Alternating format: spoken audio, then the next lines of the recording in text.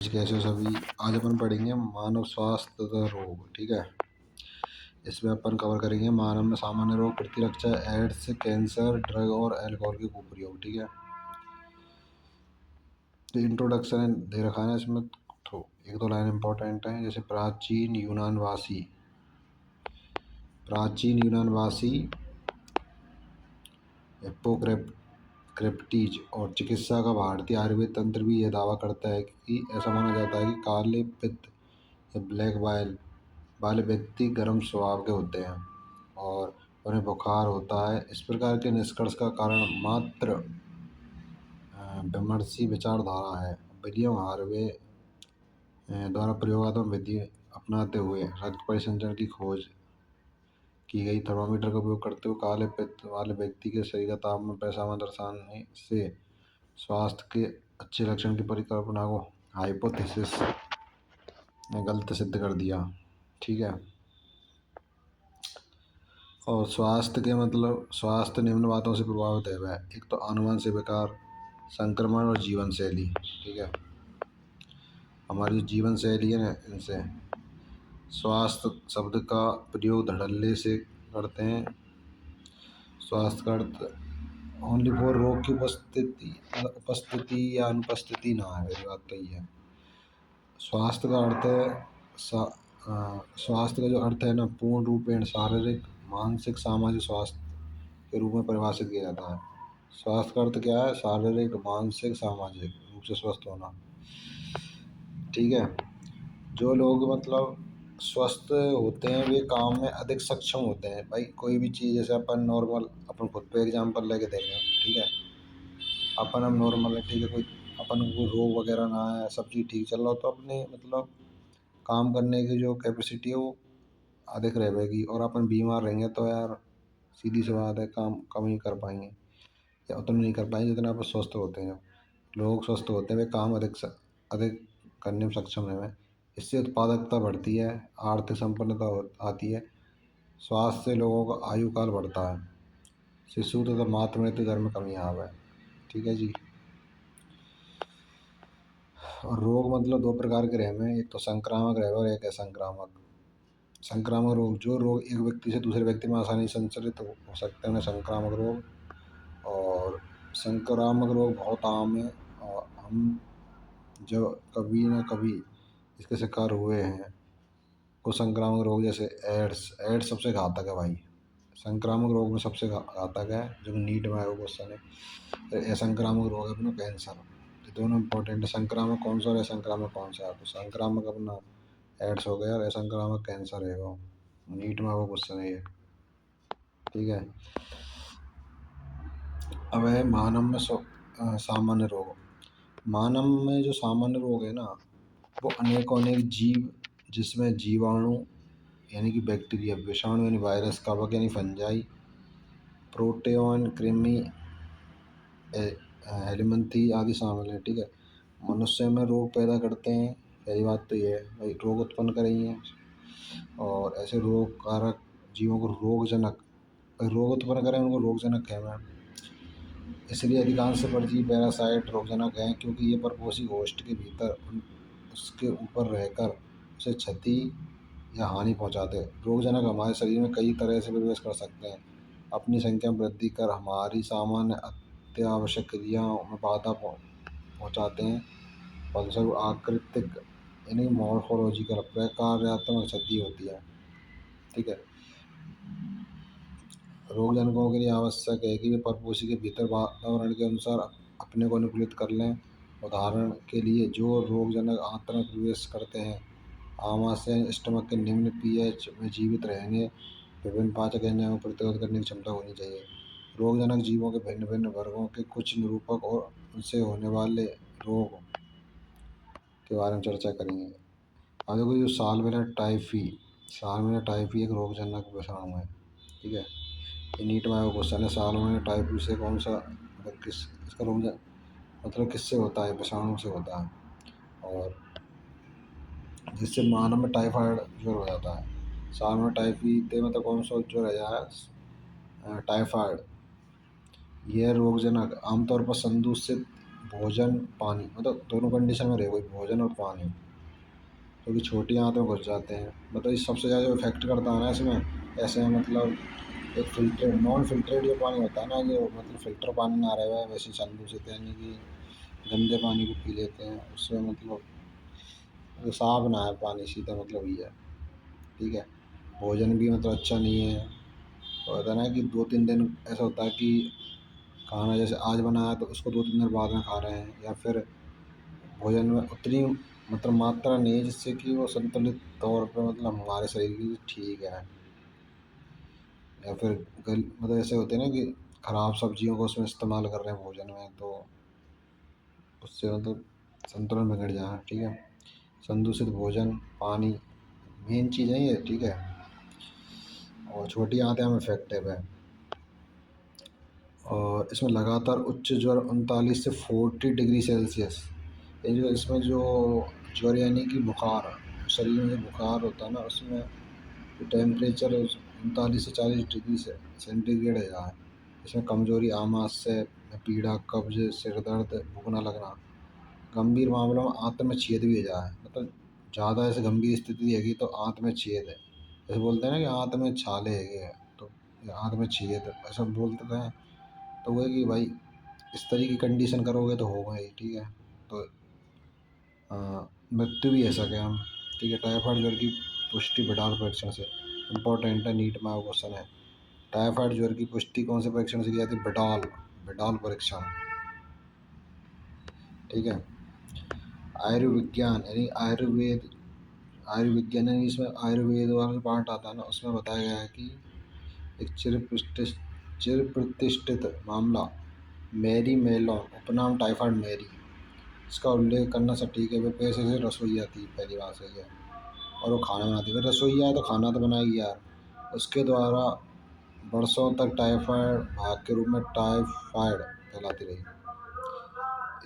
Streptococcus pneumoniae, Haemophilus influenza जैसे जीवाणु मानव में निमोनिया रोग के लिए उत्तरदायी है। यानी स्ट्रेप्टोकोकस जो निमोनी और हीमोफिलस इन्फ्लुएंजा जीवाणु है ना, इनमें जीवाणु मानव में निमोनिया निमोनिया रोग उत्पन्न करें। अब देखो नाम से पता चला, निमोनी, निमोनी कौन सा रोग उत्पन्न करेगा? निमोनिया। ठीक है। इस रोग में पॉपस यानी कि लंग्स, और बायोकोस्ट यानी एल्वोलाई, हिंदी में तो फुफ्फुस है, अंग्रेजी में लंग्स। बायोकोस्ट को हिंदी में बायोकोस्ट बोले हैं और इंग्लिश में बोले एल्वोलाई, संक्रमित करता है। तो ये अपना निमोनिया रोग है ना, तो या तो फुफ्फुस यानी फेफड़ा और बायोकोष संक्रमित है वह। संक्रमण के फलस्वरूप बायोकोस्ट में तरल भर जाता है, जिससे सांस लेने में गंभीर समस्या पैदा हो जाती है। ज्वर यानी कि बुखार, ठिठुन, खांसी, सिर दर्द आदि निमोनिया के लक्षण हैं। ठीक है। गंभीर मामलों में होंठ और हाथ की उंगलियों के नाखूनों का रंग धूसर से लेकर नीला रंग तक हो जाता है। स्वस्थ मनुष्य को संक्रमण किसी संक्रमित व्यक्ति द्वारा छोड़े गए बिंदुकों यानी कि ड्रॉपलेट्स या एयरसॉल सांस द्वारा अंदर लेने से, या संक्रमित व्यक्ति गिलास या बर्तन इस्तेमाल करने से भी हो जाता है। मानव में होने वाले अन्य जीवाणु रोग, अतिसार, पेचिश यानी डायसेंट्री, प्लेग, डिप्थीरिया। ठीक है। इम्पोर्टेंट जीवाणु रोग में अतिसार है, पेचिस, प्लेग है, डिप्थीरिया। ठीक है। बहुत से विषाणुओं में मानव में रोग कारक है। विषाणुओं का ऐसा ही एक समूह नासा विषाणु यानी राइनो वायरस है। ठीक है। इन विषाणुओं को एक ऐसा समूह यानी विषाणु विषाणु मिलकर एक समूह का निर्माण करते हैं, जो नासा समूह बोलते हैं, राइनो वायरस। तो मानव में सबसे ज़्यादा संक्रामक रोग है सामान्य जुकाम जिसको बोलते हैं। देखो सामान्य जुकाम जो संक्रामक रोग है, तो ये कॉमन चीज़ है, नॉर्मल है। ठीक है। रहती रहे भाई। किसके कारण है? राइनो वायरस के कारण। ये नीट में वो क्वेश्चन है। ठीक है। राइनो वायरस नासा विषाणु के, ये नाक श्वसन पथ को संक्रमित करती है, लेकिन फेफड़े को नहीं। इम्पोर्टेंट, फेफड़े को ना करेगी, ओनली फॉर ये करेगी नाक को और श्वसन पथ को। इम्पोर्टेंट है। ठीक है। सामान्य जुकाम के अभिलक्षण है नासी संकुलता। सामान्य जुकाम के अभिलक्षण है नासी संकुलता, नीजल कंजेशन, आश्राव, कंठदाह, सुरक्षिता, फटीग, आवाज़, खांसी, सिर दर्द, थकावट। प्राय 3 से 5 दिन तक रह गई है, मतलब 3 से 5 दिन तक रही है। ठीक है। संक्रमित व्यक्ति की खांसी, छींक, निकले बूंदों स्वस्थ व्यक्ति द्वारा सांस लेने पर अंदर जाते हैं।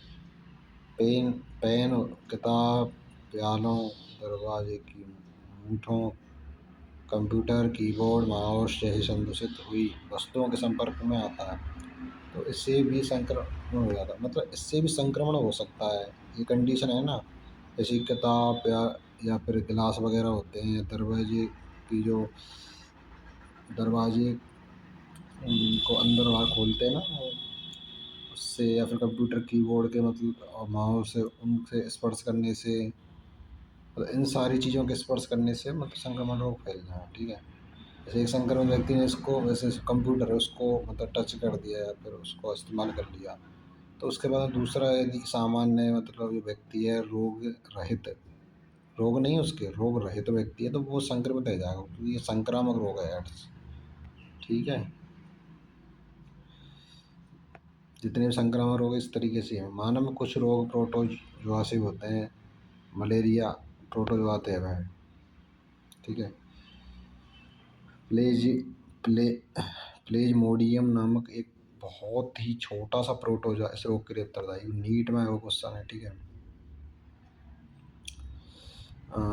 प्लेज्मोडियम की विभिन्न जातियाँ हैं। प्लेज्मोडियम वाइवेक्स, प्लेज्मोडियम मलेरियाई, प्लेज्मोडियम फैल्सीफेरम। ठीक है। और इनमें से प्लेज्मोडियम फैल्सीफेरम द्वारा होने वाला तुर्दुर्म सबसे गंभीर, मतलब इसमें प्लेज्मोडियम फैल्सीफेरम जो गांठ होती है ना अपने शरीर में, जो मतलब कैंसर जो है ना, सबसे गंभीर है ही उधर में मैलिग्नेट। ठीक है। नीट में आई हुई है ये।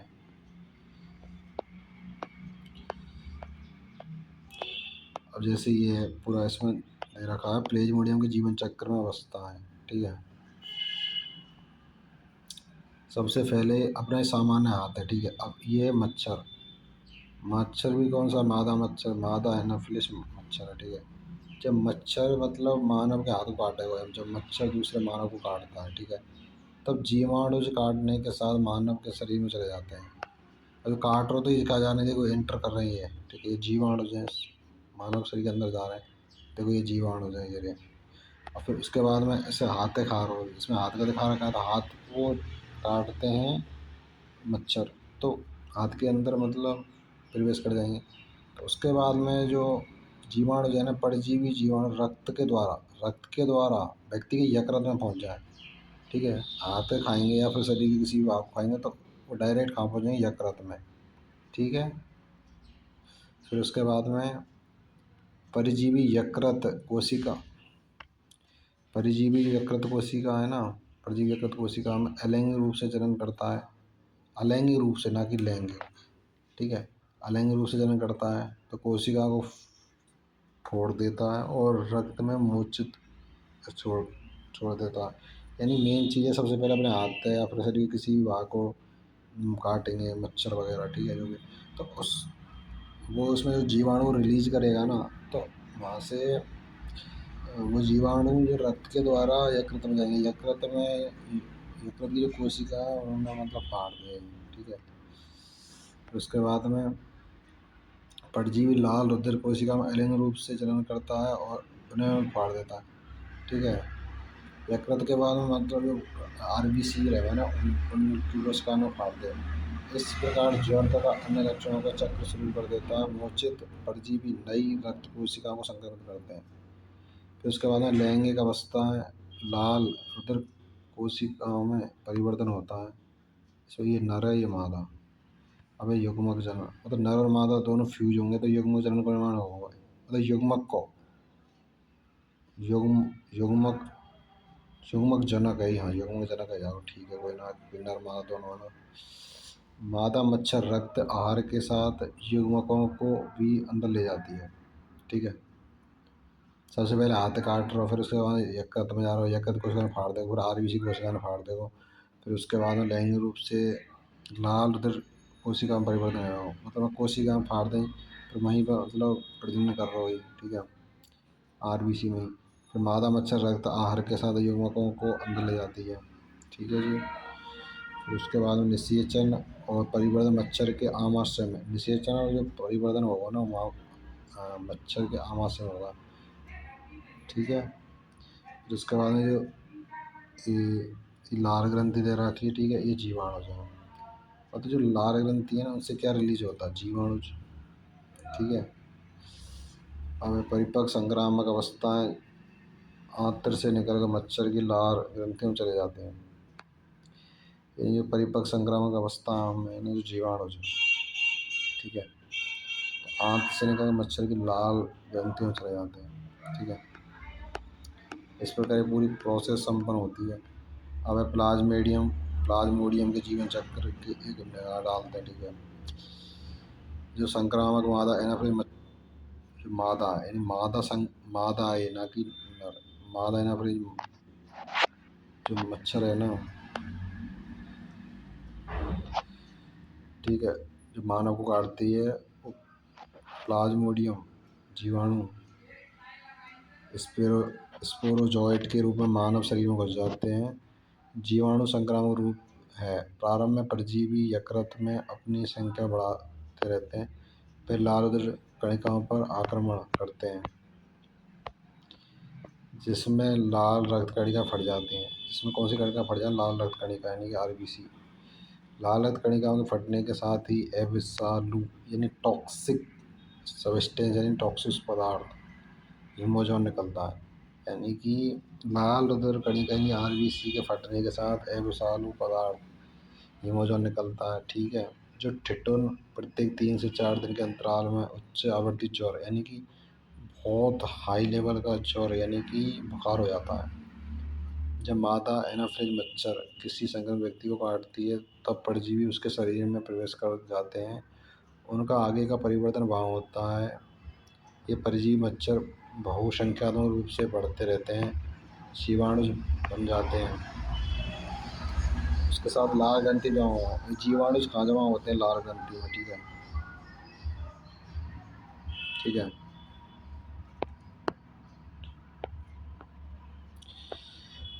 जब यह मच्छर किसी मानव को जो काटता है, जीवाणु उसके शरीर में प्रवेश कर जाते हैं। इस प्रकार ऊपर वर्णित घटना आरंभ हो जाती है। दिलचस्प बात यह है कि मलेरिया परजीवी को अपना जीवन चक्र पूरा करने के लिए, इन मलेरिया परजीवी को अपने जीवन चक्र पूरा करने के लिए मनुष्य और मच्छर दो परपोषियों की जरूरत पड़ती है। मनुष्य तो है ही है, मच्छर भी कौन सा है, मादा एनाफिलिस मच्छर, ठीक है।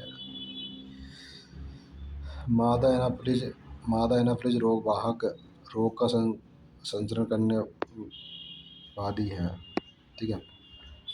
मानव, अब देखो इसमें एक रोग दे रखा है, हाथी पाँव रोग है, ठीक है। अब जैसे इसका जो पैर है, तो पैर को जो मच्छर काटेगा तो ये इस तरह की कंडीशन है, गई पैर कितना मतलब फूल कितना गया ये वक्त देखो, ठीक है। इसे जेनाइटल पार्ट भी इफेक्ट है और इसके साथ मतलब पैर भी, वही तो चीज़ें है, ये जहाँ पे काटेगी वो चीज़ें इफेक्ट करेगी। अब इस पैर को दे रखा हूँ तो ये हाथी पाँव रोग है ये, ठीक है। मानव की बृहत आंत्र में पाए जाने वाला एंट अमीबा हिस्टोलाइटिका नामक प्रोटोजोआ परजीवी से अमीबिता या अमीबियसिस अमीबी अतिसार है, ठीक है। यानी कि मानव की जो बृहत आंत्र है ना, यानी बड़ी आंत है ना, उसमें एंट अमीबा हिस्टोलिटिका नामक प्रोटोजोआ परजीवी से अमीबिता या अमीबी अतिसार हो जाता है, ठीक है। कोष्ठबद्ध कब्ज है, उदरी पीड़ा है, ऐंठन है, अत्यधिक श्लेष मल, रक्त के थक्के वाले मल इस रोग के लक्षण है, ठीक है। इसमें कब्ज की कंडीशन आ जाएगी, उदरीय पीड़ा यानी पेट में दर्द होने लग जाएगा, ऐंठन आ जाएगी पेट में, ठीक है। अत्यधिक श्लेष मल यानी श्लेष्मा युक्त मल, और इसके साथ रक्त के थक्के वाला मल भी इस रोग के लक्षण है, ठीक है। घरेलू मक्खी इस रोग के सारे वाहक, मतलब एंटमी जो हिस्टोलिटिका है ना, इसका जो रोग वाहक है वो मधुमक्खी है, जो कि नीट में आया क्वेश्चन है, ठीक है। ये इम्पोर्टेंट है यहाँ तक भाई, ये नीट में आया हुआ है। एक तो इसमें भाग पूछा गया था और इसमें ये पूछा गया था कि अमीबा किस किस रोगजनक से होता है, स्टोलेटिका नामक प्रोटोजोआ। ठीक है। परजीवी को संक्रमित व्यक्ति के मल, खाद्य और खाद्य पदार्थों तक ले जाकर उन्हें संदूषित कर देते हैं। मल पदार्थ द्वारा संदूषित पेयजल खाद्य पदार्थ संक्रमण के प्रमुख स्रोत हैं। अब ऐसा गोल कृमि यानी एस्केरिस, तो फाइलेरिया कृमि, बूचेरेरिया, कुछ ऐसे कृमि हैं जो मनुष्य के लिए रोगजनक हैं। आंत परजीवी एस्केरिस्ता यानी एस्केरियसिस नामक रोग होता है। आंतरिक रक्तस्राव, पेशीय पीड़ा, ज्वर, अरक्तता, आंत्र का अवरोध इस रोग का लक्षण है। यानी जो गोल कृमि है ना, गोल कृमि कौन सा, एस्केरिस, फाइलेरिया कृमि, बूचेरिया ऐसे कृमि है जो मनुष्य के रोगजनक है। आंत परजीवी एस्केरिस जो एस्केरिस्ता यानी एस्केरियसिस नामक रोग उत्पन्न करें। आंतरिक रक्तस्राव, पेशी पीड़ा, ज्वर, अरक्तता, आंत का अवरोध इस रोग के लक्षण हैं। ठीक है। इस परजीवी के अंडे संक्रमित व्यक्ति के मल के साथ बाहर निकल जाते हैं। मिट्टी, जल, पौधे आदि को संदूषित करते हैं। स्वस्थ व्यक्ति में यह संक्रमण संदूषित पानी, साग सब्जी, फल आदि के सेवन से होता है। यानी स्वस्थ व्यक्ति में जो संक्रमण है संदूषित पानी थे वह, यानी कि प्रदूषित जल से, साग सब्जी से होता है, फल से। ठीक है। ये एक तरीके से लगा लो, प्रदूषित वाले चीज़ें, पानी, सब्जी, फल, इनसे होता है। ठीक है ना, समझ में आ गया। आगे बढ़ते हैं। बूचेरेरिया यानी बूचेरेरिया ब्रैकोप्टाई यानी बूचेरेरिया मेलाई ऐसे फाइलेरियाई कृमि हैं जिनके कारण अंगों में प्राय अर्धपाद की लसिका वाहिका, अर्धपाद यानी कि अर्धपाद यानी पैर, आधे आधे पैर की लसिका वाहिका लिम्फेटिक वेसल में धीरे धीरे बढ़ने वाला दीर्घकालिक स्रोत है। ये कृमि इन अंगों में कई वर्षों तक रहते हैं। ये रोग हस्तीपाद या हाथीपाद या सिलीपद या एलिफेंशियसिस या फिर फाइलेरियसिस कहलाता है। ठीक है। ये भी नीट में आया हुआ क्वेश्चन है कि हाथी पाम रोग के बारे में ना, कौन सी कृमि के द्वारा है, फाइलेरिया कृमि, जो कि चित्र में ऊपर बता रखा है ये वाला। ठीक है।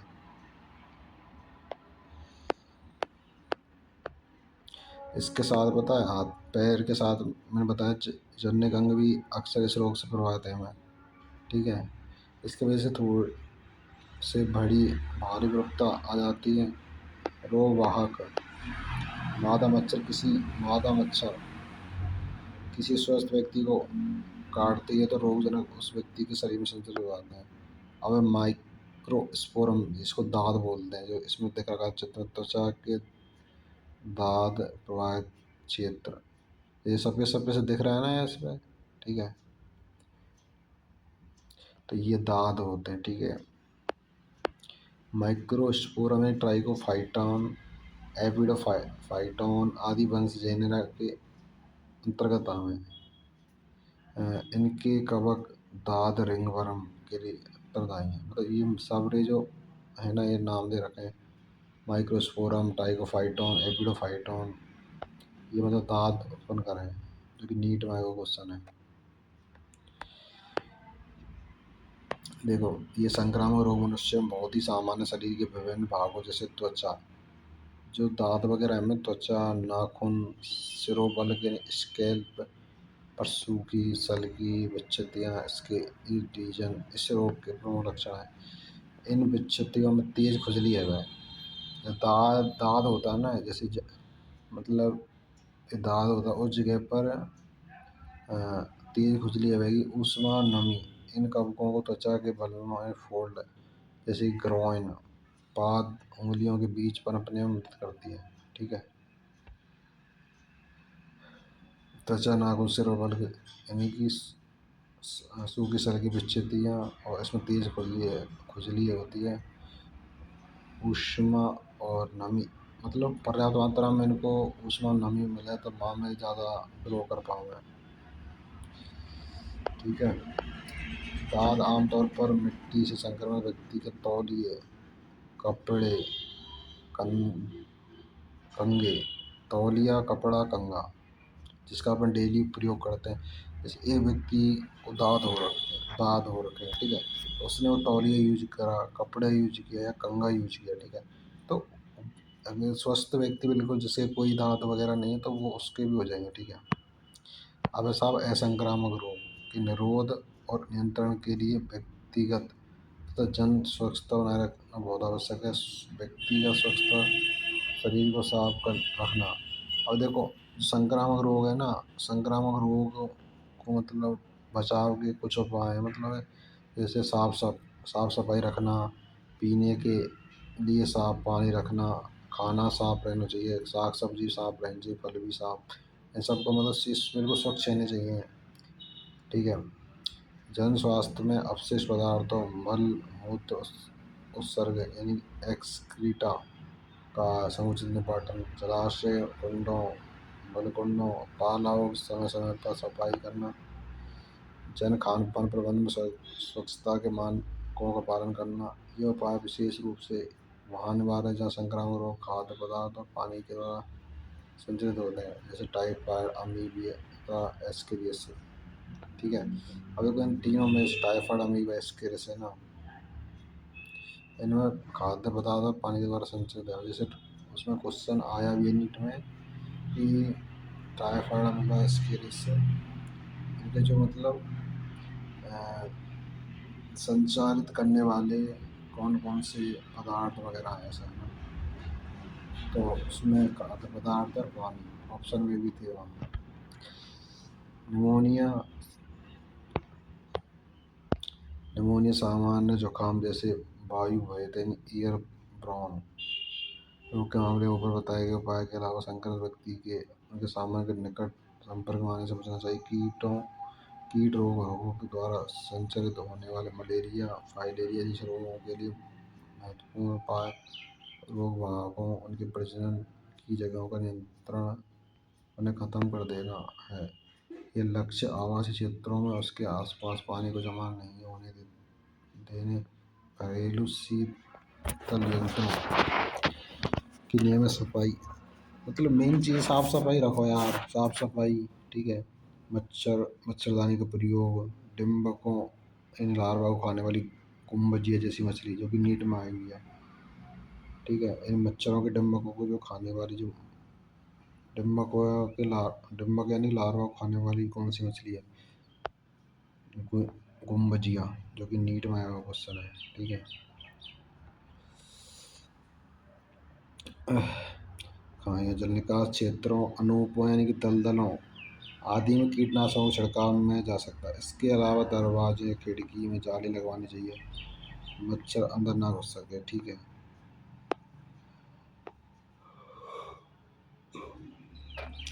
भारतवर्ष के बहुत बहुत से भागों में हाल ही में भाग वाहिद एडिस मच्छर जो कि डेंगू, चिकनगुनिया जैसे रोगों को व्यापक रूप से फैलने के संदर्भ में ऐसे उपाय और भी महत्वपूर्ण हो गए हैं, ठीक है। यानी कि एडिस मच्छर, डेंगू और चिकनगुनिया जो कि नीट में मल्टीपल बार रिपीटेड क्वेश्चन है, ठीक है,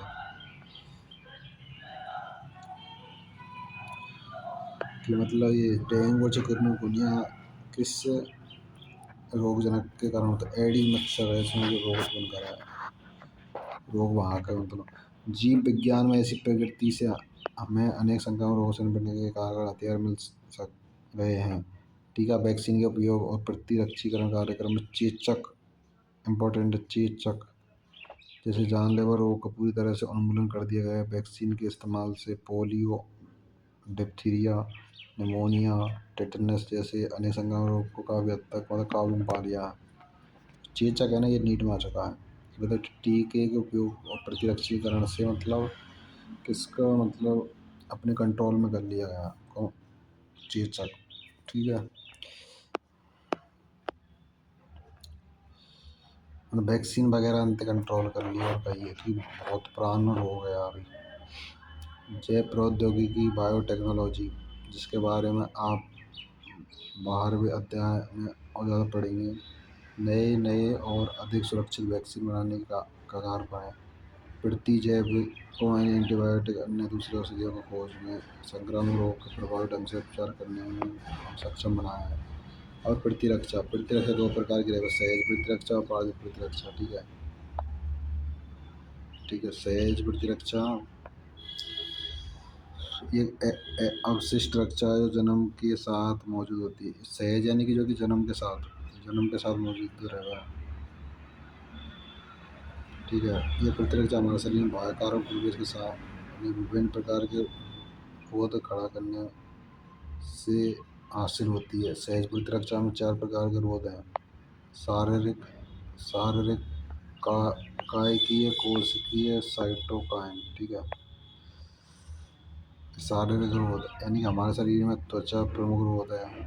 ठीक है, तो त्वचा तो प्रमुख है क्योंकि सबसे बाहरी लेयर है। कोई भी कोई भी मतलब रोगजनक अटैक करेगा सबसे पहले त्वचा पे ही करेगा। तो सूक्ष्म प्रवेश को रोकेगी, श्वसन, जठरांत्र और जननमूत्र पथ को आस्थित करने वाली एपिथेलियम का श्लेष्मा आलोक मुकस कोटिंग भी शरीर में घुसने वाले रोग अणुओं को रोकने में सहायता करता है। ठीक है, अब ऐसा कार्य रोध कार्य में जैसे आमाशय में अम्ल इम्पोर्टेंट है, मुँह में लार, आँख के आंसू। ठीक है, अभी चार दे रखे हैं ना भाई, नीट में मल्टीपल और रिपीटेड है।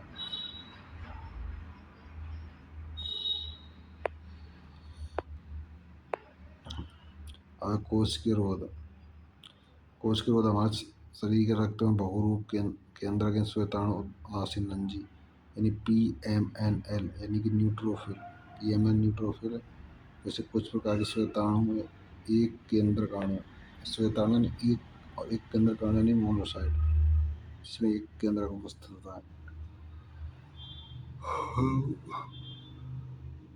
भगवान, प्राकृतिक और मारक लिम्फोसाइट के प्रकार ऊतकों में बृहत भक्षकण मैक्रोफेजेज रोगाणु भक्षण करते हैं, नष्ट करते हैं। अब साइटोकाइन जो रोध है ना, वो विषाणु संक्रमित कोशिका इंटरफेरोन नामक प्रोटीन का संक्रमण करती हैं।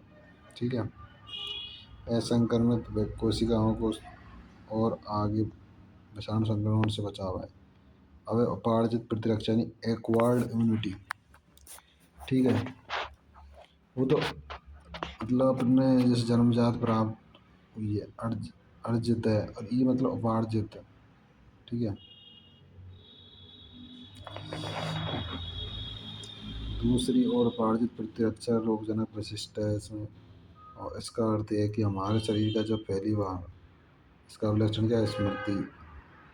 इसका अर्थ यह है कि हमारे शरीर का जब पहली बार किसी रोगजनक से सामना करती है तो एक अनुक्रिया यानी कि रेस्पॉन्स करता है।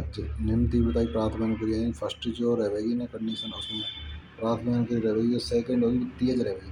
फर्स्ट बार तो निम्न तीव्रता के संग रहेगी, उसके बाद में सेकंड बार जो होगी ना वो तेज रहेगा। बाद में उस रोगजनक से सामना होने पर बहुत ही उच्च तीव्रता की द्वितीय पूर्ववर्ती अनुक्रिया होती है। ठीक है, इसका कारण यह है कि हमारे शरीर को प्रथम मोटिवेट की स्मृति है।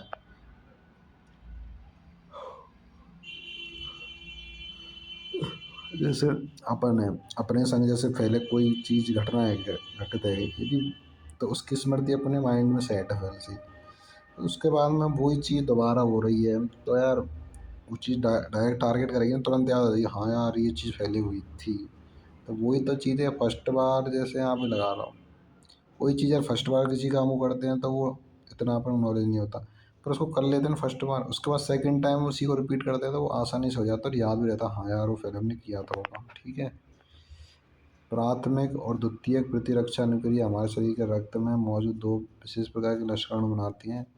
एक तो होता है बी लक्षणाणु यानी बी लिम्फोसाइट, एक होता है टी लक्षण टी लिम्फोसाइट। ठीक है जी, रोगजनकों रोगजनकों की अनुक्रिया में बी लक्षणाणु हमारे रक्त में प्रोटोनों की सेना उत्पन्न करता था कि रोगजनकों से लड़ सके। प्रोटीन प्रतिरक्षा एंटीबायोटिक कहलाती है। ठीक है जी, टी कोशिका खुद तो प्रतिरक्षा का श्रावण नहीं करती, लेकिन प्रोटीन उत्पन्न करने वाली बी कोशिकाओं सहायता से करती है। प्रत्येक प्रतिरक्षी अणु में चार पेप्टाइड श्रृंखला होती हैं। देखो इसमें दे रखी है दी लघु श्रृंखला, दीर्घ श्रृंखला, ठीक है। और ये सब प्रतिजन बंधक स्थल है, प्रतिजन बंधक स्थल ऊपर, ठीक है। और ये डाई सल्फाइड बॉन्ड है ये हमारे, ठीक है जी। प्रतिरक्षी अणु की संरचना है। तो इसमें देखो 4 पेप्टाइड श्रृंखला है, 2 छोटी यानी लघु श्रृंखला, 2 बड़ी यानी दीर्घ, 2 छोटी यानी लघु, 2 बड़ी यानी दीर्घ। इसलिए प्रतिरक्षी H2L2 के रूप में दर्शाया गया है। हमारे शरीर में विभिन्न प्रकार के प्रतिरक्षी उत्पन्न होते हैं, IgA, IgM, IgE, ठीक है, और IgG, IgA, IgM, IgE और IgG, ठीक है। ये मतलब कुछ प्रतिरक्षियों के उदाहरण है, ठीक है ना। एक प्रतिरक्षी का कार्टून ऊपर दिखाया गया है, इसमें कार्टून में बोल रहा है, इसकी बोल रहा है, ठीक है। कार्टून संरचना, ठीक है, समझ में आया ना। ठीक है साहब। ये प्रतिरक्षी रक्त में पाई जाती हैं, इसलिए इन्हें तरल प्रतिरक्षा अनुक्रिया हुमोरल ह्यूमन रेस्पॉन्स कहा जाता है, ठीक है। इसको तरल प्रतिरक्षा अनुक्रिया बोला जाता है। ये 2 प्रकार की प्रतिरक्षा उत्पन्न करती है। 2 प्रकार की प्रतिरक्षा मादक बाधित प्रतिरक्षा अनुक्रिया में से एक है। दूसरे प्रकार की अनुक्रिया कोशिका मादक प्रतिरक्षा अनुक्रिया, जो कि इम्पोर्टेंट है। कोशिका मादक प्रतिरक्षा CMI, सेल मीडिएट इम्यूनिटी कहलाती है।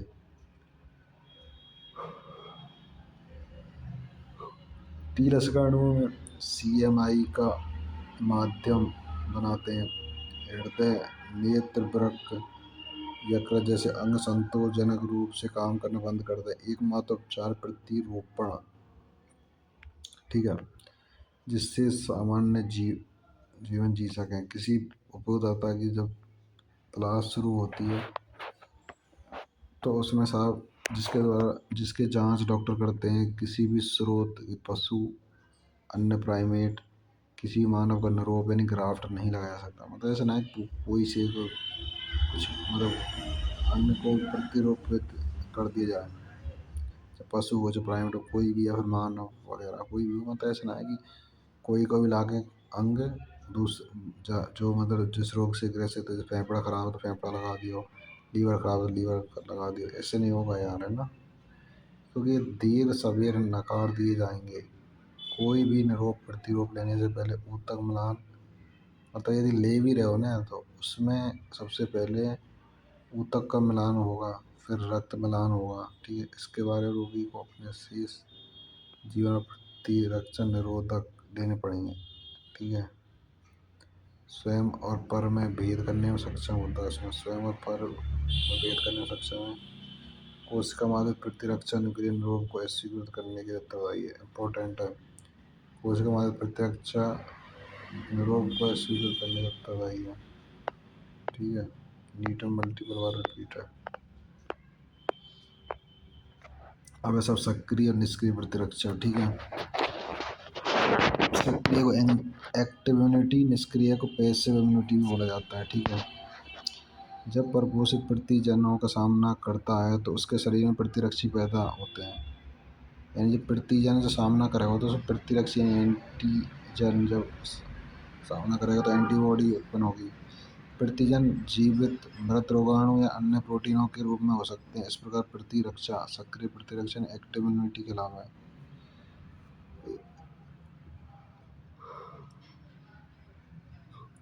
सक्रिय प्रतिरक्षा धीमी होती है, अपने पूरी प्रभावशाली अनुक्रिया प्रदर्शित करने में समय लेती है। प्रतिरक्षीकरण इम्यूनाइजेशन के द्वारा जानबूझकर रोगाणु को टीका देना अथवा प्राकृतिक संक्रमण के दौरान संक्रामक जीवों को शरीर में पहुंचना सक्रिय प्रतिरक्षा को प्रेरित करता है। जो शरीर की रक्षा के लिए बने बनाए प्रतिरक्षी सीधे ही शरीर को दिए जाते तो वो निष्क्रिय है, ठीक है। सीधे प्रतिरक्षी दिए जाएंगे तो उसमें निष्क्रिय पैसिव इम्यूनिटी बोले जाती है, ठीक है। शिशु के माँ का दूध क्यों बहुत आवश्यक है? क्योंकि दुग्ध जो स्राव लैक्टेशन के आरंभ दिनों के दौरान माँ द्वारा स्राव पीले से तरल यानी पीयूष यानी कोलेस्ट्रम में प्रतिरक्षी यानी IgA की प्रचुरता होती है। किसकी प्रचुरता होती है? IgA, ठीक है। शिशु की रक्षा करता है। सगर्भता प्रेगनेंसी के दौरान भ्रूणों को भी अपरा प्लेसेंटा द्वारा माँ से कुछ प्रतिरक्षी मिलते हैं। इन्हें इसके प्रतिरक्षा के उदाहरण है। ठीक है, ये इम्पोर्टेंट है कि जो शिशु के माँ का दूध है ना उसमें आईजी प्रतिरक्षी पाई जाए पहली बात तो, और मतलब प्रारंभ दिनों में दियो जावे वो पीले से तरल पीयूष कोलेस्ट्रम सो आईजी प्रेजेंट रहे हुए। ठीक है, ये बहुत इम्पोर्टेंट है शिशु के लिए और ये नीट में भी आ चुका है भाई। ठीक है, आईजीए के बारे में, आईजीए किस में पाया जाता है। अब है टीकाकरण या प्रतिरक्षीकरण। ठीक है, प्रतिरक्षीकरण या टीकाकरण का सिद्धांत प्रतिरक्षा तंत्र की स्मृति के गुणों पर आधारित है। टीकाकरण में रोगजनक निष्क्रिय या दुर्बलीकृत रोगजनक की प्रतिजनी प्रोटीनों को निर्मित शरीर में प्रवेश कराई जाती है। इन प्रतिजनों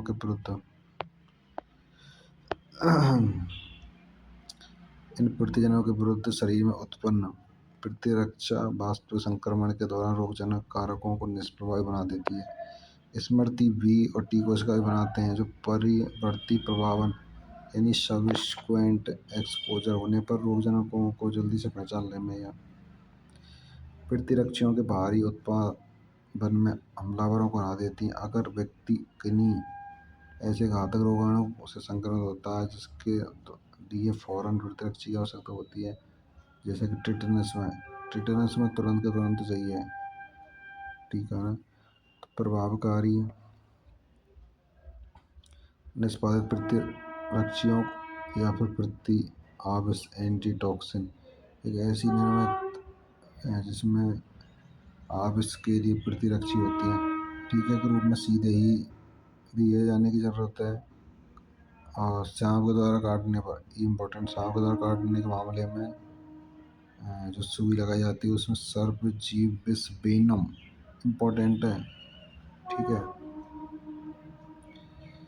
वेनम का जो इंजेक्शन लगाया जाता है। ठीक है, इसमें इस प्रकार प्रतिरक्षा निष्क्रिय प्रतिरक्षा है।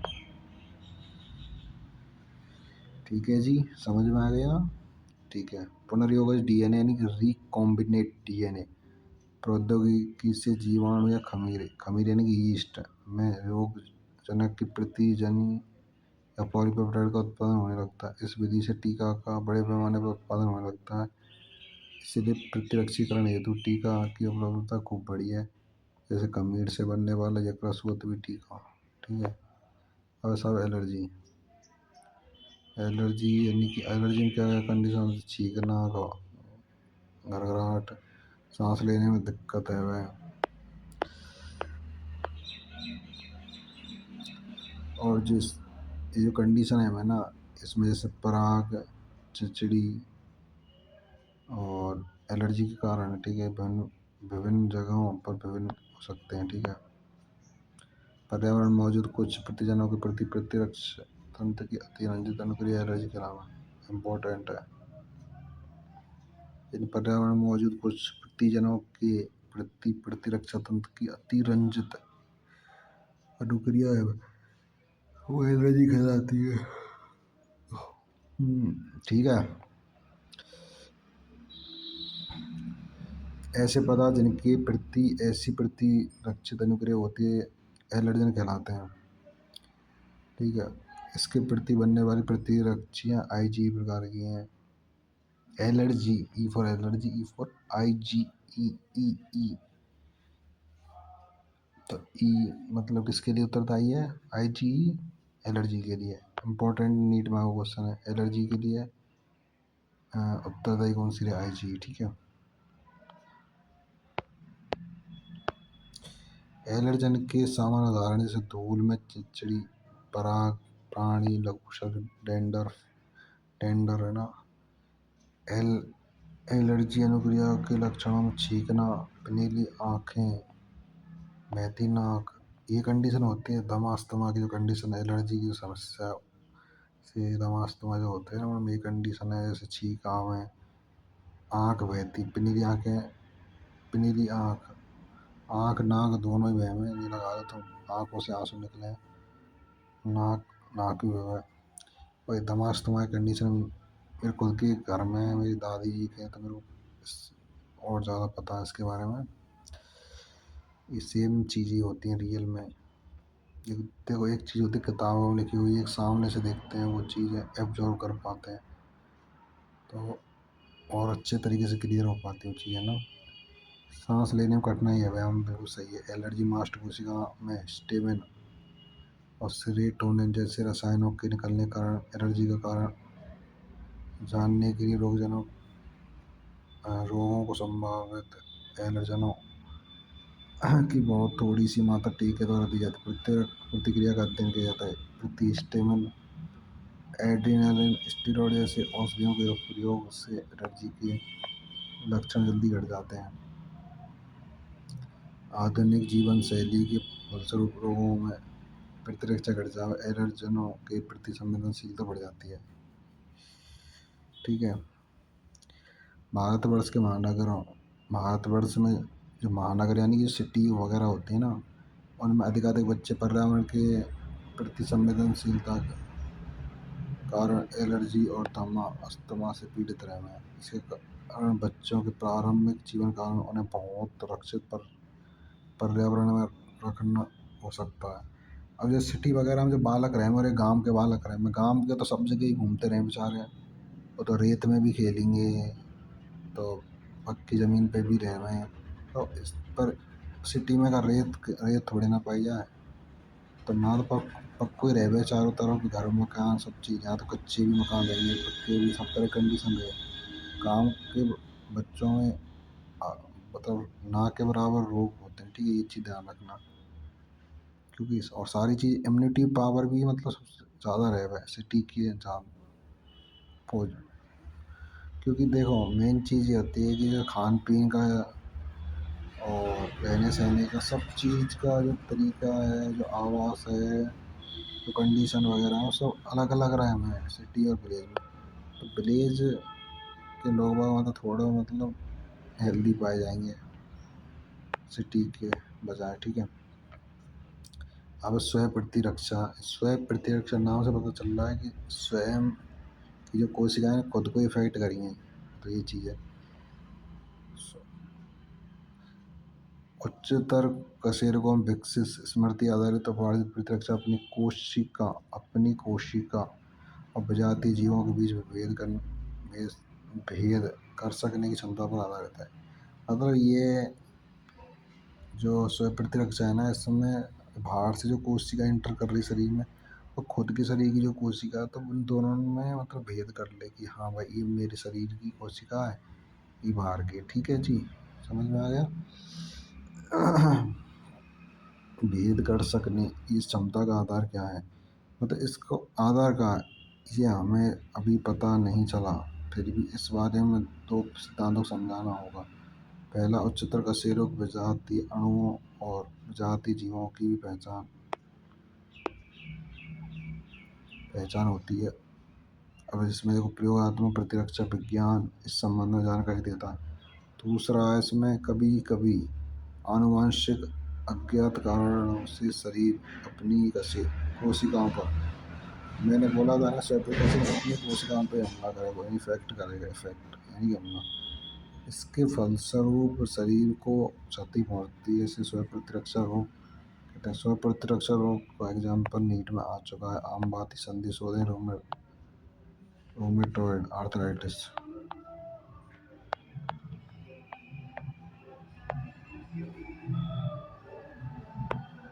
अगर शरीर में प्रतिरक्षा तंत्र, मानव में प्रतिरक्षा तंत्र में लसिका अंग यानी कि लिम्फोइड ऑर्गन, ऊतक, कोशिका, घुलनशील अणु जैसे कि प्रतिरक्षी शामिल है। और प्रतिरक्षा तंत्र इस मायने में बेजोड़ है। ये विजातीय प्रतिजनों को पहचानता है, इसके प्रति अनुक्रिया करता है, इन्हें याद रखता है। प्रतिरक्षा तंत्र एलर्जी प्रतिक्रिया, स्व प्रतिरक्षा रोगों, अंग प्रत्यारोपण महत्वपूर्ण भूमिका निभावेगी। ठीक है।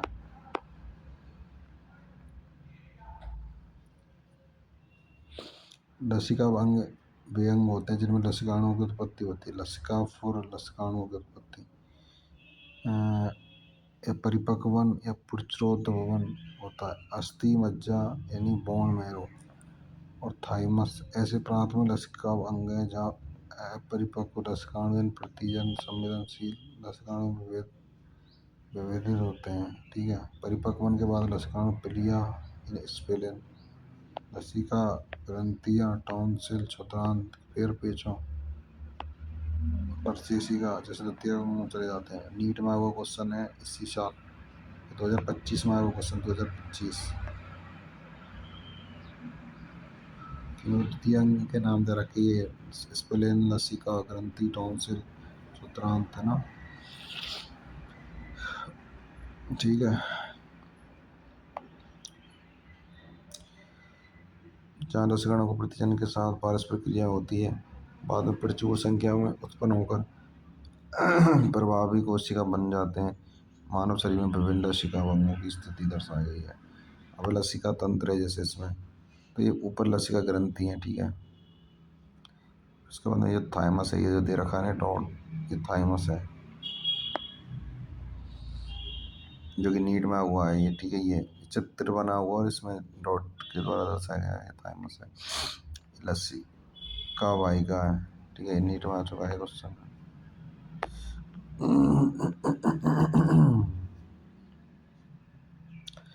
अस्थि मज्जा मुख्य लसिका अंग है जहाँ लसिका अणु समेत रुधिर कोशिका उत्पन्न होती है। थाइमस एक स्प्लीएन लोब अंग है जो हृदय के पास और ओस्ती के नीचे स्थित होता है। जन्म के समय थाइमस काफी बड़ा होता है, उसके बाद में एक छोटा हो जाता है। बढ़ती उम्र के साथ में आकार में घटता है। यौवन आरंभ आने पर यह बहुत छोटे आकार का हो जाता है। अस्थि मज्जा थाइमस दोनों ही टी लसिकाणुओं के परिवर्धन, अस्थि मज्जा जो थाइमस है ना, अस्थि मज्जा और थाइमस टी लसिकाणुओं के परिवर्धन और परिपक्वन इस सूक्ष्म पर्यावरण प्रदान करेंगे।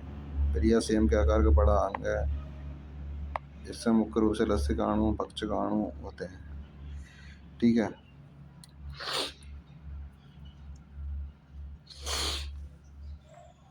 यह रुधिर में पैदा होने वाले सूक्ष्म जीवों को फांस कर रुधिर निस्यंदन फिल्टर के रूप में काम करते हैं। फिलिया में लाल रक्त कणिकाओं का बड़ा भंडार होता है।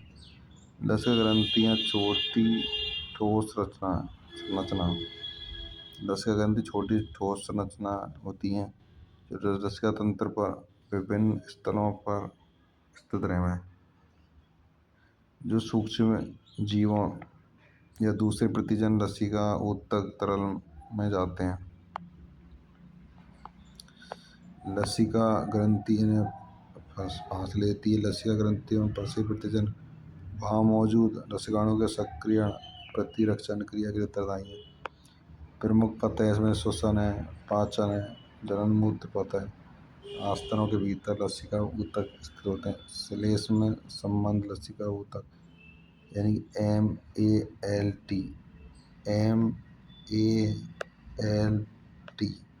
माल्ट जिसको बोलते हैं, जो मानव शरीर की लसिका ऊतक का 50% भाग बना, जो नीट में आ चुका वो क्वेश्चन है। नीट में एड्स है, एड्स जो कि उपार्जित प्रतिरक्षा न्यूनता संलक्षण है। इसकी फुल फॉर्म एड्स की जो फुल फॉर्म है acquired immuno deficiency syndrome, AIDS। A for AIDS, A for acquired और I for immuno deficiency, D for S for syndrome. ठीक है जी, इसका अर्थ है प्रतिरक्षा तंत्र की न्यूनता जो व्यक्ति के जीवन काल में बढ़ जाता है, जो इस बात का संकेत है कि न्यूनता कोई जन्मजात रोग नहीं है। ठीक है, एड्स का सबसे पहले 1981 में पता चला। एड्स का कब पता चला? 1981 में। ठीक है, जो लगभग पिछले 25 वर्षों में सारे विश्व में फैल गया। इस रोग के 2 करोड़ 50 लाख लोगों की मृत्यु हो चुकी है। ठीक है ना। अब पश्चिम विषाणु रेट्रोवायरस की प्रतिकृति हमने रखी है, यानी पश्चिम विषाणु है तो ये विषाणु RNA कोड यानी विषाणुविक प्रोटीन आवरण से युक्त रहे। फिर इसमें विषाणु संक्रमित सामान्य जो कोशिका रहे प्राणी कोशिका में प्रवेश करे, प्राणी कोशिका प्लाज्मा झिल्ली से प्रवेश करे। ठीक है, विषाणु के आरएनए कोशिका में प्रवेश, विषाणुक डीएनए प्रति ट्रांसक्रिप्टेज द्वारा उत्पन्न होते हैं। विषाणुक डीएनए पर पोषी संजीवनी जीवों में समाविष्ट हो जाते हैं और ये डीएनए, ठीक है, संक्रमित कोशिका द्वारा उत्पन्न विषाणुक आरएनए नए विषाणु उत्पन्न के केंद्र गया है और नए विषाणु दूसरे कोशिका को प्रभावित कर सकते हैं। एड्स एक विषाणु रोग है। मानव में प्रतिरक्षा न्यूनतम विषाणु HIV, human immuno deficiency virus. HIV विषाणु के उस समूह को बोलते हैं जो बच्चे विषाणु रेट्रोवायरस, ठीक है, जिन्हें आरएनए जीनोम को ढकने वाला आवरण जो आमतौर पर HIV संक्रमण चीज़ों से होता है। संक्रमित व्यक्ति के यौन संपर्क से वह संदूषित रक्त और उदर उत्पादों के आदान से वह संक्रमित सुइयों के साझा प्रयोग से और ड्रग का कुप्रयोग करने के मामले में और अंतःस्राव द्वारा ड्रग का कुप्रयोग, इन सारी कंडीशनों से मतलब एड्स वगैरह है। ठीक, एड्स रोग होता है जो कि संक्रामक है। ठीक है जी। अपराधोरण के बच्चे में संक्रमित माँ से अपराधोरण के बच्चे में भी होगा, यानी कि एक तो होता है ये यौन संपर्क, संदूषित रक्त, संक्रमित मतलब सुई से और ड्रग्स वगैरह इनको उपयोग करें संक्रमित माँ से, माता संक्रमित माता को एड्स वगैरह रखा हुआ है तो उससे जो उत्पन्न बच्चा है ना उसको प्लेसेंटा द्वारा मतलब रोग भी मतलब पहुँच जाएगा और फिर ये जन्मजात हो जाता है एक तरीके से लगा लो तो मतलब ऐसा होता है वंशांगत होता है ना, जैसे आनुवांशिक रूप से, जैसे इस पीढ़ी में तो अगली पीढ़ी और फिर उससे अगली पीढ़ी में तो फिर चलता ही जाएगा, ये फिर रुकेगा नहीं ना।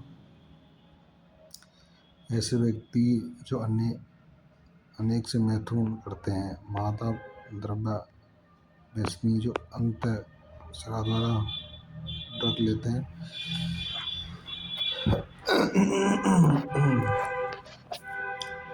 ऐसे व्यक्ति जिन्हें बार बार रक्त आदान की जरूरत होती है, संक्रमित माता से जन्मे बच्चे।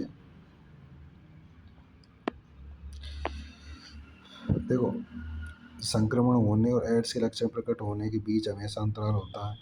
ये अवधि कुछ महीनों से लेकर कुछ वर्षों तक हो सकती है। अब ऐसा ना है कि संक्रमण है को पता चलो को 1-2 महीना, कई साल लग जाए। ठीक है, व्यक्ति शरीर में आ जाने के बाद विषाणु बृहत भक्षकाणु माइक्रोफेज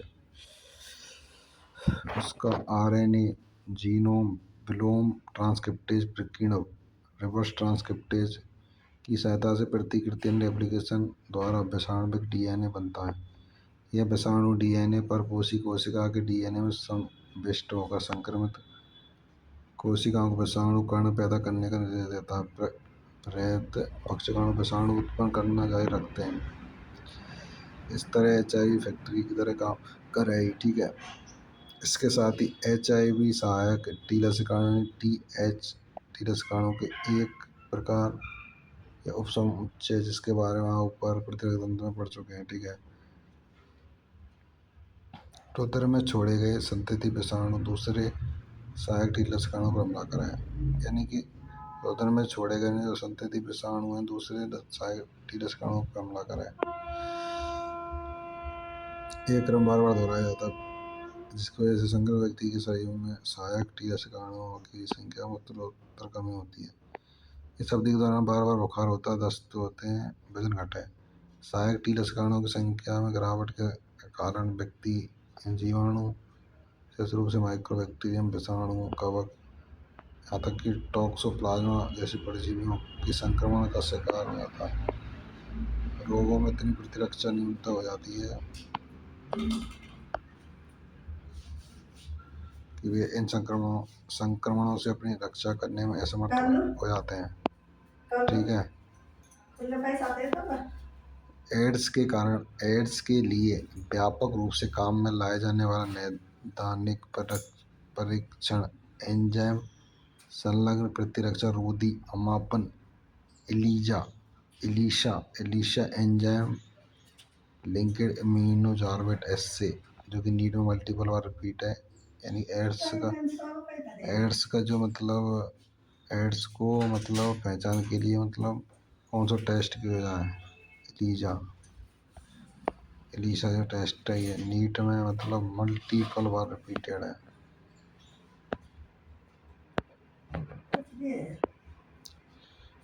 ठीक है।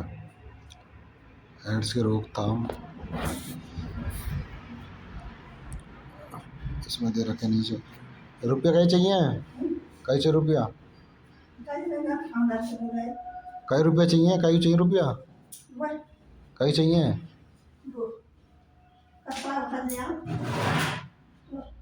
बैग में होंगे ना, बैग में देख ले।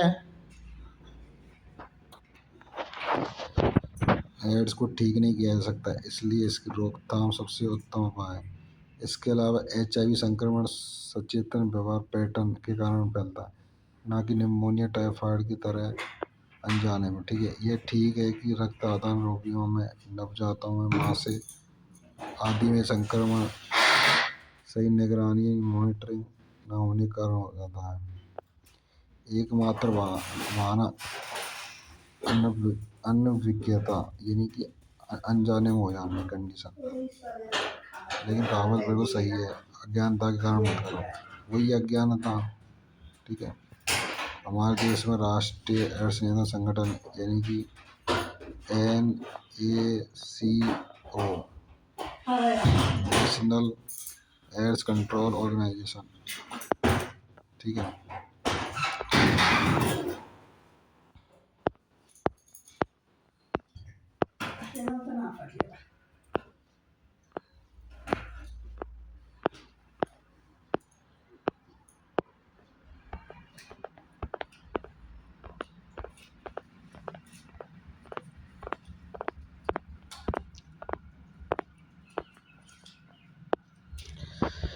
गैर सरकारी संगठन यानी NGO लोगों को एड्स के बारे में शिक्षित करने के लिए बहुत काम कर रहे हैं। HIV संक्रमण को फैलने से रोकने के लिए विश्व स्वास्थ्य संगठन यानी कि WHO में अनेक कार्यक्रम आरंभ किए गए हैं साहब। ठीक है जी। रक्त बैंकों के रक्त को HIV से मुक्त करना, सार्वजनिक निजी अस्पतालों क्लिनिक में केवल प्रयोज्य सुइयों और सरिंज ही काम में लाए जाएं, इसकी व्यवस्था करना, कॉन्डम का मुफ्त वितरण। ठीक है। जो कॉन्डम है ना, जैसे ये संभोग वगैरह करते हैं, तो भाई वो चीज़ें कंट्रोल में तभी होंगी कॉन्डम को उपयोग हो, और इनको मतलब मुफ्त में बांटो, ये कंडीशन होनी चाहिए। ऐसा नहीं कि यार इनको भी रेट हाई, बहुत सारी चीज़ें जिनको मतलब कंट्रोल है सके ये रोग। ठीक है। सुरक्षित यौन संबंधों की सिफारिश करना, सुग्राही समष्टि HIV के लिए नियमित जांच को बढ़ावा देने कारकों में कुछ एक है। ठीक है।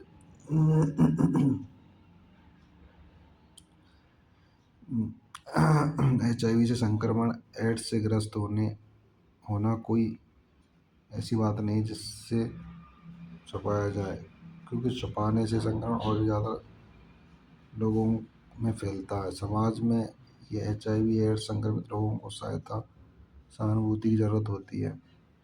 इन्हें हेय दृष्टि से नहीं देखना चाहिए। समाज इसे एक ऐसी समस्या के रूप में नहीं देखेगा जिसका सामना सामूहिक तौर पर किया जाना चाहिए। तब तक रोग के व्यापक रूप से फैलने की गुंजाइश कई गुना ज़्यादा बढ़ेगी। यह एक व्याधि है जिसके फैलाव को समाज और चिकित्सक वर्ग के सम्मिलित प्रयास से रोका जा सकता है। ठीक है। कैंसर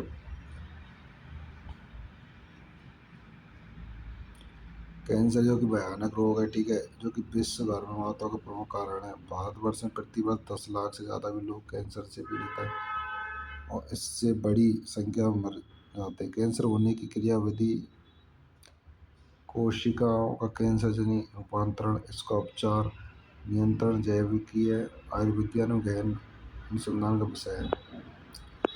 हमारे शरीर में कोशिका वृद्धि विभेदन अत्यधिक नियंत्रित और नियमित है। कैंसर कोशिका में नियामक क्रिया टूट जाती है। फिर सामान्य कोशिका ऐसे गुण दर्शाती है स्पर्श संदमन यानी कि कॉन्टैक्ट इनहिबिशन। इस गुण के कारण दूसरी कोशिकाओं से उनका संस्पर्श उनकी अनियंत्रित वृद्धि को संदमित करता है। कैंसर कोशिका में यह गुण खत्म हो जाता है। इसके फलस्वरूप कैंसर कोशिका विभाजित होने जारी रखती है और इससे भंडार खड़ा हो जाता है कोशिकाओं का। इसको अर्बुद ट्यूमर कहते हैं। अर्बुद दो प्रकार की रहते हैं, सुतुम यानी बेनाइन और एक होती है दुर्धर्म यानी कि मैलिग्नेंट। सुतुम अर्बुद सामान्य अपने मूल स्थान तक सीमित है। मतलब ये एक अपने जैसे शरीर है तो एक ही स्थान पर फिक्स है। पहले छोटी रहती है फिर धीरे धीरे करके मतलब उसमें वृद्धि होती है उसी जगह। ठीक है, इससे तो अर्ब होता है। शरीर के दूसरे भागों में नहीं फैलेगी। ठीक है, तो बाई जगह पर रहे इससे मामूली क्षति होती है। मतलब इससे मामूली क्षति रहे तो इतना ज़्यादा इफेक्ट ना हो। परंतु ये दूसरी दुर्धर्म अर्बुदोद्भवी कोशिका पुंज है जो नवद्रव्य नियोप्लास्टिक कोशिकाओं कहलाती है। ये बहुत तेजी से बढ़ती है। सबसे घातक रहे वो दुर्धर्म। सुधर्म इतने ना रहे पर आसपास के सामान्य ऊतकों पर हमला करे और इन्हें क्षति पहुंचाती है। अर्बुद कोशिका सक्रियता से विभाजित और वर्धित होती है जिससे वे अत्यावश्यक पोषकों के लिए सामान्य कोशिकाओं से स्पर्धा करती है, इन्हें भूखा मारती है। ऐसे अर्बुदों से उतरी हुई कोशिका रक्त द्वारा दूर दराज स्थलों पर पहुंच जाती है। ठीक है, इसको मेटास्टेसिस कहते हैं। अब कैंसर के कारण, कैंसर के जो कारण है सामान्य कोशिकाओं कैंसर इन नवद्रव्य कोशिकाओं में रूपांतरण को प्रेरित करने वाले कारक भौतिक रासायनिक जैव हो सकते हैं। वो कैंसरजन कहलाते हैं। एक्स किरण गामा किरण जैसे आयनकारी विकिरण पराबैंगनी अना अना मतलब आयनकारी और एक अनआयनकारी विकिरण डीएनए को क्षति पहुंचाते हैं जिससे नवद्रव्य रूपांतरण होता है। तंबाकू के धुएं में मौजूद रासायनिक कैंसरजन फेफड़े के कैंसर के मुख्य कारण कैंसर उत्पन्न करने वाले विषाणु यानी अर्बुदीय विषाणु यानी ऑन्कोजेनिक वायरस। इनमें जो जीन होते हैं विषाणुविक अर्बुद जीन यानी वायरल ऑन्कोजीन कहलाते हैं। इसके अलावा प्रसामान्य कोशिकाओं में कई जीनों का पता चला है जिन्हें कुछ विशेष परिस्थितियों में सक्रिय किए जाने पर वे कोशिकाओं का कैंसर जनी उत्पादन कर देते हैं। ये जीन कोशिका अर्बुद जीन सेलुलर ऑन्कोजीन सी ऑन्को आदि अर्बुद जीन प्रोटो ऑन्को सी ऑन्को प्रोटो ऑन्को क्या नाम है। ठीक है, ये कैंसर अभिज्ञान और निदान, इसके जो निदान है ना, कैंसर का शुरू में पता लगाना बहुत ही आवश्यक है क्योंकि ऐसा होने पर कुछ मामलों में ऐसे रोग का सफलतापूर्वक उपचार किया जा सकता है। कैंसर अभिज्ञान ऊतकों की जीवभूति परीक्षा बायोप्सी नीट में मल्टीपल बार रिपीटेड क्वेश्चन है बायोप्सी। ठीक है, कैंसर के निदान के लिए कौन सा परीक्षण किया हुआ है, कौन सा टेस्ट किया था, बायोप्सी।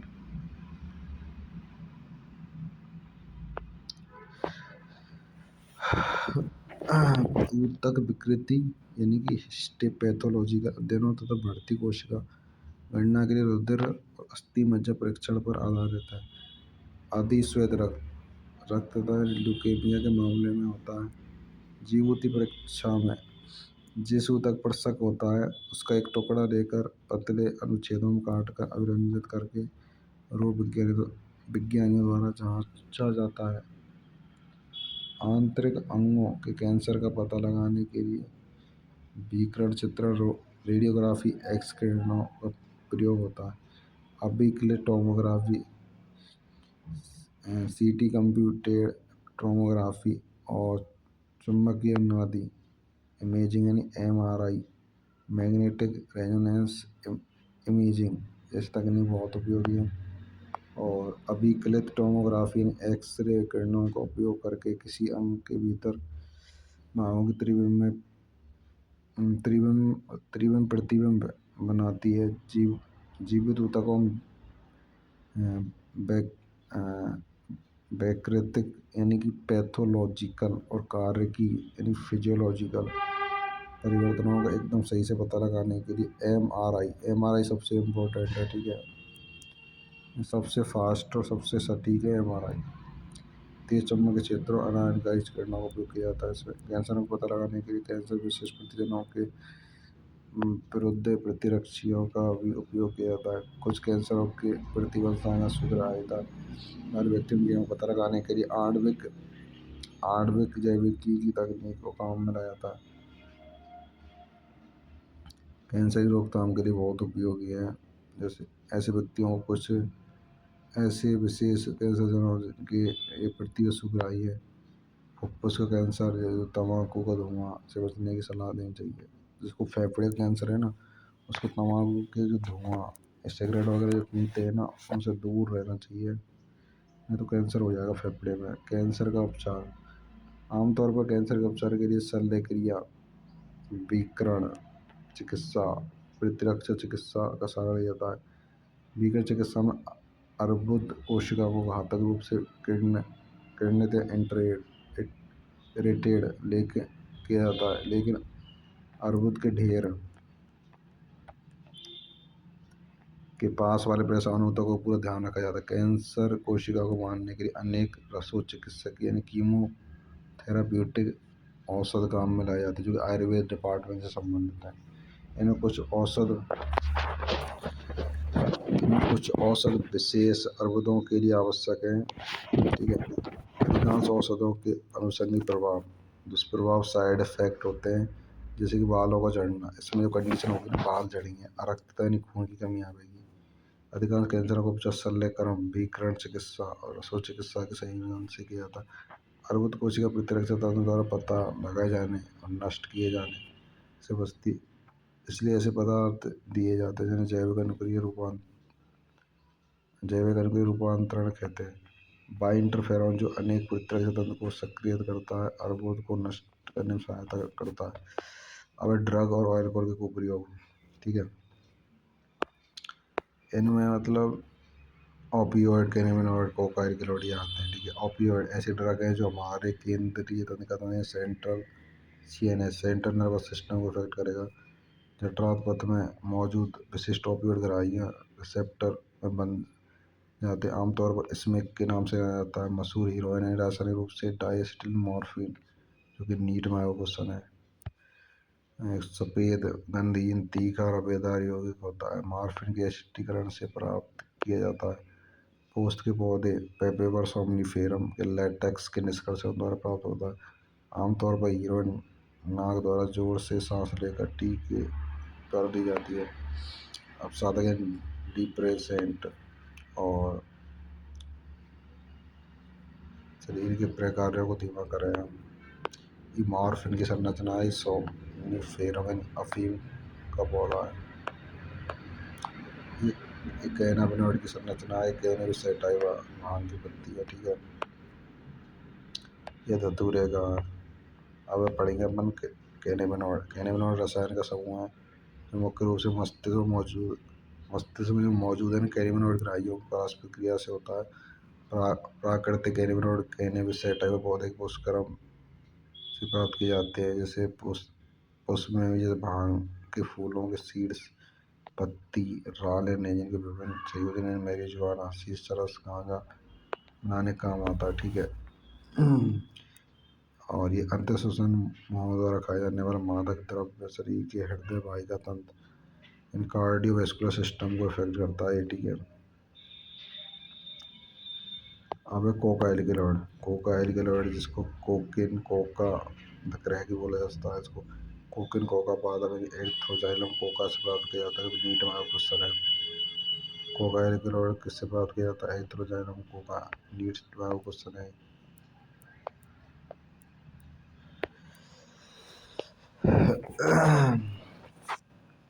जो कि मूल रूप से दक्षिण अमेरिका का पौधा है। तंत्रिका प्रेषक यानी कि डोपामीन के परिवहन में बाधा डालता है। कोकेन जिसे आमतौर पर कोक या क्रैक बोलते हैं, जोर से श्वास द्वारा अंदर खींची जाती है। इसका केंद्रीय तंत्रिका तंत्र पर जोरदार उद्दीपक स्टिमुलेटिंग असर पड़ता है, जिससे सुखाभास, यूफोरिया, ऊर्जा वृद्धि की अनुभूति होती है। कोकेन की अत्यधिक मात्रा से विभ्रम, हेल्यूसिनेशन अन्य प्रसिद्ध मादक जिनमें विभ्रम पैदा करने का गुण होता है। एट्रोपावेलेडोना धतूरा का एट्रोपावेलेडोना धतूरा आज कुछ खिलाड़ी भी कैनाबिनॉइड का दुरुपयोग कर रहे हैं। ठीक है। बर्बिट्यूरेट, एम्फेटामिन, बेंजोडाइजेपिन ड्रग, अन्य ड्रग अवसाद, डिप्रेशन, निद्रा, इंसोम्निया जैसे मानसिक व्याधियों से ग्रस्त रोगियों की सहायता सामान्यतः औषधियों के रूप में काम लिए जाते हैं। इनका भी खूब प्रयोग होता है। मॉर्फिन एक बहुत प्रभावी शामक इन पीड़ाहार है। नीट में आ चुका है। मॉर्फिन क्या है? एक प्रभावी शामक। ठीक है, नीट में आपका क्वेश्चन है ये मॉर्फिन वाला। जिन्हें रोगियों का शल्यक्रिया, सर्जरी, अन्य बहुत उपयोगी है। विप्रेमी गुण वाले अनेक पादप, फल, बीजों का विश्व भर लोक औषधि, धार्मिक उत्सव, अनुष्ठानों सैकड़ों वर्षों से उपयोग किया जा रहा है।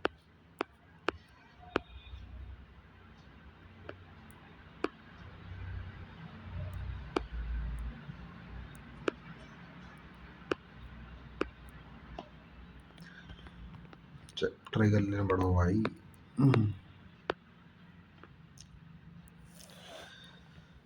धूम्रपान से इन तीव्र ड्रगों का सेवन का रास्ता खुल जाता है। तंबाकू का प्रयोग मानव 400 वर्षों से अधिक समय से करता आ रहा है।